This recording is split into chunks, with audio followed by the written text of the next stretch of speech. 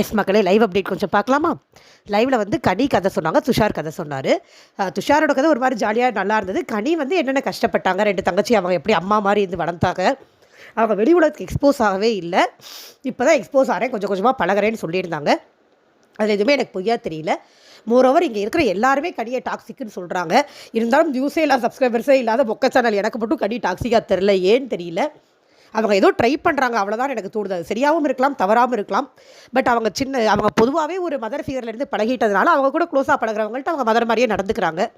மற்றபடி எனக்கு அவங்க டாக்ஸிக்காக தெரியலைங்க. இது யார் வந்து ஒத்துக்கிட்டாலும் சரி ஒத்துக்கிட்டாலும் சரி எனக்கு அப்படி தெரியல, அவ்வளோதான். அவங்க கதை சூப்பராக போச்சு. இதுக்கப்புறம் தான் பிரச்சனையே வந்துச்சு. இந்த தர்பூசணி என்ன பண்ணுறாரு, எப்பவும் போல் கேமரா கிட்ட போயிட்டு, மக்களே என் ஸ்மைல் தான் மக்களுக்கு ரொம்ப பிடிக்கும், நான் நேச்சுரலாக சிரித்து காமிக்கிறேன் அப்படின்னு இந்த கேவலமான ஒரு ஸ்மைல் அதை பார்த்து எந்த மக்களுக்கு பிடிச்சதுனே எனக்கு தெரியல. யாரா அதை பிடிச்சிருக்குன்னு சொன்னது? ஏதோ லேடிஸ் சொன்னாங்களா? எந்த லேடிஸ் தான் சொன்னாங்க? எவட்டா சொன்னதா? சொன்னவனை கூப்பிட்டு கும்பிய வச்சு கும்பினாலே சரியாக போயிடும். சிரிச்சு பண்ணிகிட்டு இருந்தான் தர்பீஸ்னே. ஒரே பின்னாடி வந்து அரோரா, துஷார், இவர் கமருதீன் 3 பேருமே தான் அதை பார்த்துட்டு இருந்தாங்க. வினோத் இருந்தார், அவர் விவரமாக தள்ளி வந்துட்டார். பார்த்து சிரிச்சு கிண்டல் பண்ணிட்டு இருந்தாச்சும் எப்படியாட்டி சிரிச்சுக்கிட்டு இருந்தாங்க. அப்பயே பிரவீன் சொன்னார், கம்முன்றங்கடா பின்னாடி பேசாமல் இருங்க அப்படின்னாரு. இவங்க சிரிச்சுக்கிட்டு தாங்க இருந்தாங்க, வேறு எதுவும் பண்ணல. இந்த ஆள் போய் என் ஸ்மைல் கேர்ள்ஸுக்கு பிடிக்கும்னா சிரிப்பு வருமா வராதா?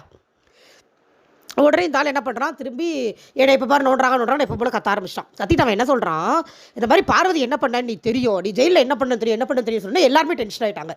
அதட்டு அப்படி சொல்கிறேன் அப்படின்ட்டு கமருதீன் நேரம் பார்வதிட்டே போய், நீ என்கிட்ட விருப்பப்படி தானே பழகிற அப்படின்னு கேட்டு பார்வதி நம்ம 2 பேரும் என்னென்னமோ டைவர்ட் பண்ண ட்ரை பண்ணாங்க. நம்ம 2 பேரும் இப்போ பேசுகிறதுல எல்லாருக்கும் தெரியும், நீ அதை சொல்லி காமிக்க ட்ரை பண்ணி என்னென்னமோ டைவர்ட் பண்ணாங்க. பட் அது டைவர்ட் ஆலை. உடனே பார்வதி என்ன பண்ணிட்டாங்க, கத்த ஆரம்பிச்சிட்டாங்க. என்னோட பிரச்சனை பேசாதீங்க, நான் பேசிக்கிறேன், நான் ஃபேஸ் பண்ணிக்கிறேன், நீயும் பேசாதன்னு திவாகரையும் திட்டிட்டு ஓகே கற்று எப்படி அந்த டாப்பிக் அமுக்கிட்டு உள்ளே ஓடிட்டாங்க.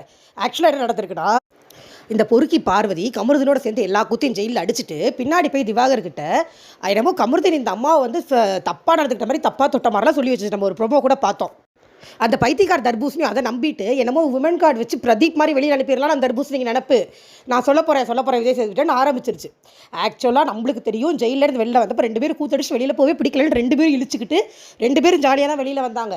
போன வாரம் கமருதீன் வாங்கின திட்டில் பார்வதி நம்ம கொஞ்சம் ஒதுக்கி இருக்கலாம் அப்படின்னு கமருதீன் சொல்லிட்டு அரோரா கூட பேச இந்த அம்மாவுக்கு பிடிக்கல. ஏன்னா இந்த அம்மாவுக்கு வந்து இந்த அம்மாவோட காலை எனக்கு நல்லா வருது, இந்த அம்மாவோட காலு கீழே நாயாவே இருக்கணும் கடைசி வரைக்கும்.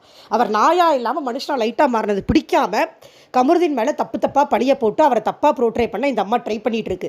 எனக்கு ஒரே ஒரு கேள்வி தான், ஒரு பையன் பண்ணாதான் தப்பா, ஒரு பொண்ணு பண்ணால் தப்பு இல்லையா? ஒரு பொண்ணு ஒரு பையனை தேவையில்லாமல் தப்பாக ஃப்ரேம் பண்ணலாமா?